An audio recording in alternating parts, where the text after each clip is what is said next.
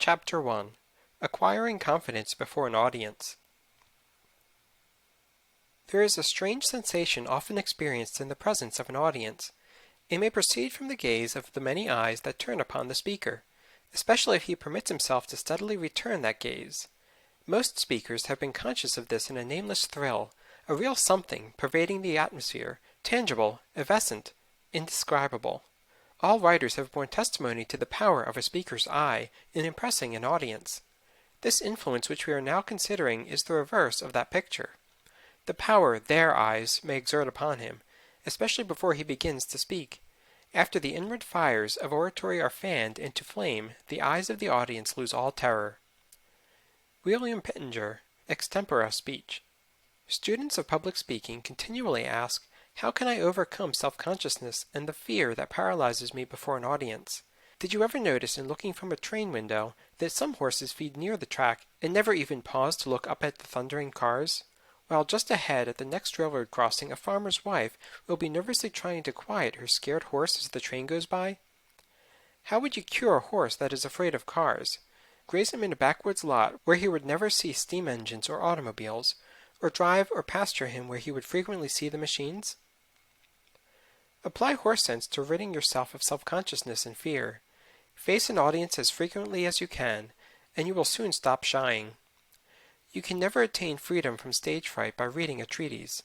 A book may give you excellent suggestions on how to best conduct yourself in the water, but sooner or later you must get wet, perhaps even strangle and be half scared to death.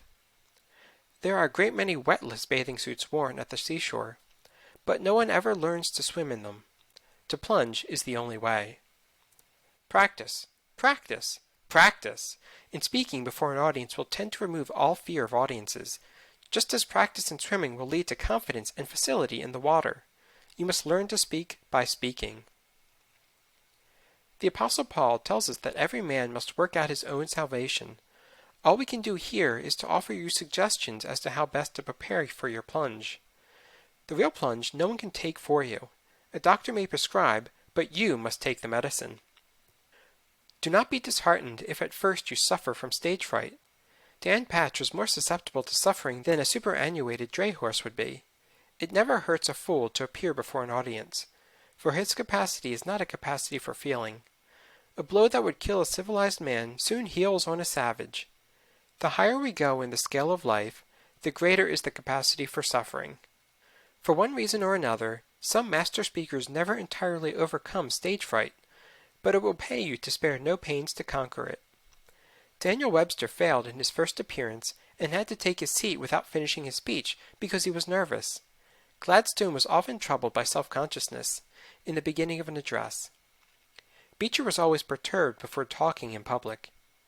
Blacksmiths sometimes twist a rope tight around the nose of a horse, and by thus inflicting a little pain, they distract his attention from the shoeing process. One way to get air out of a glass is to pour water in it. Be absorbed by your subject. Apply the blacksmith's homely principle when you are speaking. If you feel deeply about your subject, you will be able to think of little else. Concentration is a process of distraction from less important matters. It is too late to think about the cut of your coat when once you are upon the platform, so center your interest on what you are about to say. Fill your mind with your speech material and, like the infilling water in the glass, it will drive out your unsubstantial fears. Self-consciousness is undue consciousness of self, and, for the purpose of delivery, self is secondary to your subject, not only in the opinion of the audience, but, if you are wise, in your own. To hold any other view is to regard yourself as an exhibit instead of as a messenger with a message worth delivering.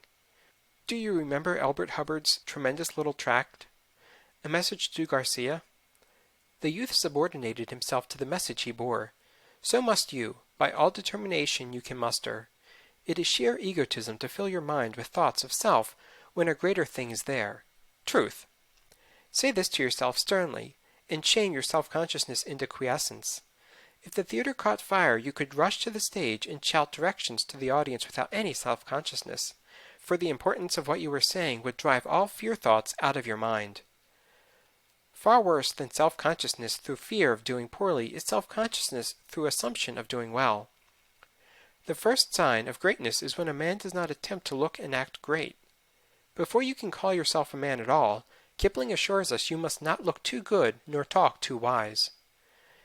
Nothing advertises itself so thoroughly as conceit. One may be so full of self as to be empty. Voltaire said, "We must conceal self-love." But that cannot be done. You know this to be true, for you have recognized overweening self-love in others. If you have it, others are seeing it in you. There are things in this world bigger than self, and in working for them self will be forgotten, or, what is better, remembered only so as to help us win toward higher things. Have something to say. The trouble with many speakers is that they go before an audience with their minds a blank. It is no wonder that nature, abhorring a vacuum, fills them with the nearest thing handy, which generally happens to be, "I wonder if I am doing this right. How does my hair look? I know I shall fail." Their prophetic souls are sure to be right. It is not enough to be absorbed by your subject. To acquire self-confidence, you must have something in which to be confident.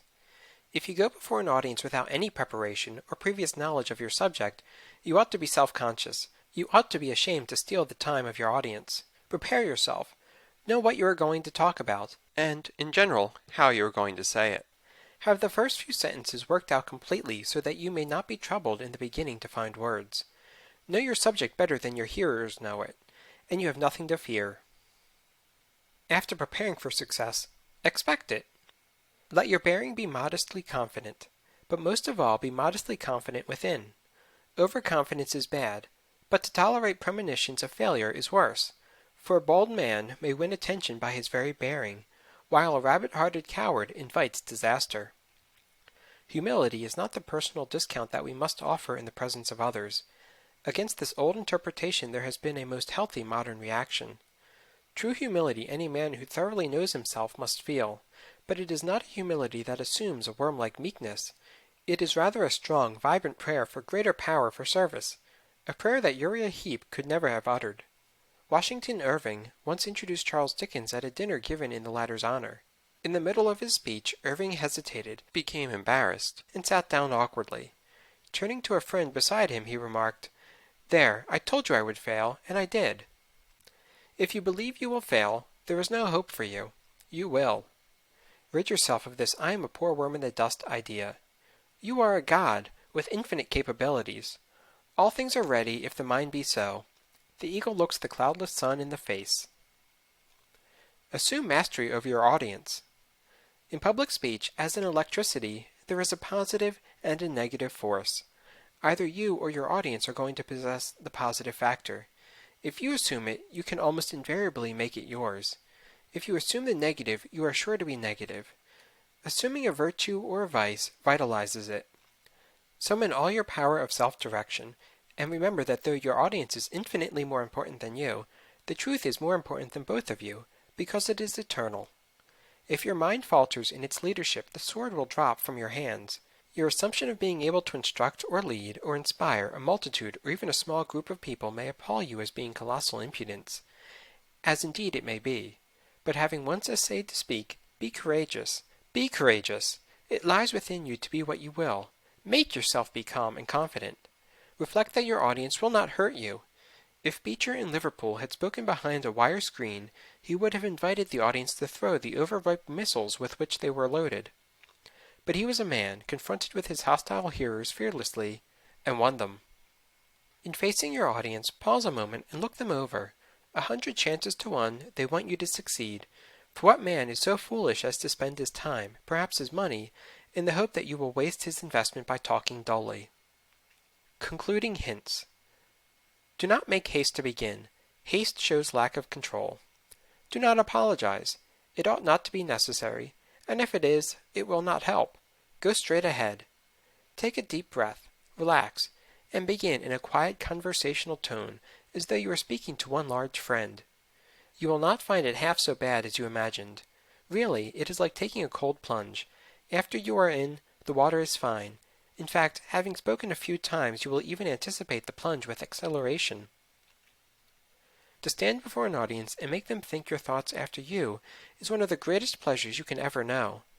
Instead of fearing it, you ought to be as anxious as the foxhounds straining at their leashes, or the racehorses tugging at their reins. So cast out fear, for fear is cowardly when it is not mastered.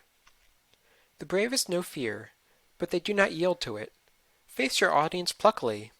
If your knees quake, make them stop. In your audience lies some victory for you, and the cause you represent. Go win it! Suppose Charles Martel had been afraid to hammer the Saracen at Tours. Suppose Columbus had feared to venture into the unknown West. Suppose our forefathers had been too timid to oppose the tyranny of George III.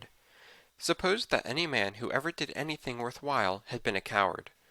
The world owes its progress to the men who have dared, and you must dare to speak the effective word that is in your heart to speak, for often it requires courage to utter a single sentence. But remember that men erect no monuments and weave no laurels for those who fear to do what they can. Is all this unsympathetic, do you say? Man, what you need is not sympathy, but a push.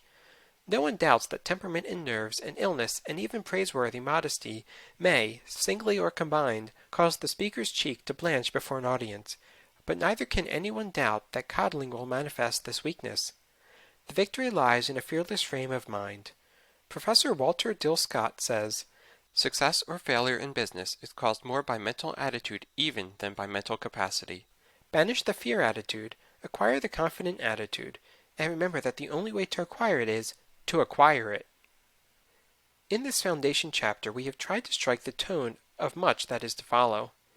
Many of these ideas will be amplified and enforced in a more specific way, but through all these chapters on an art which Mr. Gladstone believed to be more powerful than the public press, the note of justifiable self-confidence must sound again and again. Questions and exercises. 1.